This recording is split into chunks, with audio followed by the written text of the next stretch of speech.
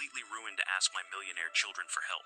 They humiliated me, treated me like trash, and threw me out of their homes. But my son Lucas taught me a lesson I will never forget. My name is Rosa. For 35 years, I built a textile empire from nothing. I worked up to 18 hours a day, endured humiliation, and broke my back so my 3 children would never lack anything. When I finally had money, I gave them everything. Studies abroad, luxury apartments, brand new cars, and a carefree life. Without realizing it, I stopped being a mother and became nothing more than their ATM. One lonely night in my office, I understood the truth. My 2 older children only called when they needed money. The only one who called to ask how I was doing was Lucas, my youngest son, a public school teacher, the one everyone looked at with pity.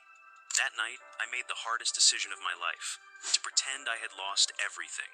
I put on old clothes, left my cards behind, and went out into the streets like just another homeless woman. I wanted to know who would open the door for me when I had nothing to offer. First, I went to my daughter Paula's house. When she saw me, she looked at me with disgust, told me to leave, said I smelled bad, and that she didn't want trouble with the neighbors. She slammed the door in my face without even asking what had happened. Then I went to Andres, my son, who is a surgeon. He didn't even let me speak. He threw some money into my hand and told me to leave because he had an important dinner to attend. 2 children, 2 slammed doors, 2 blows I will never forget. Exhausted, I reached the last door. The small house of Lucas and his wife, Helena, the daughter-in-law I myself had once despised for being poor. When Lucas saw me dirty and worn down, he didn't hesitate to let me in. He gave me a blanket and shared his food with me, even though he had almost nothing. That night, I pretended to sleep and overheard them whispering. They were planning to sell what little they had so they could feed me.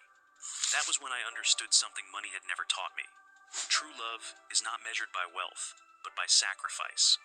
But what happened the next day, when my lawyer and my security guards arrived at that humble house, left everyone completely frozen.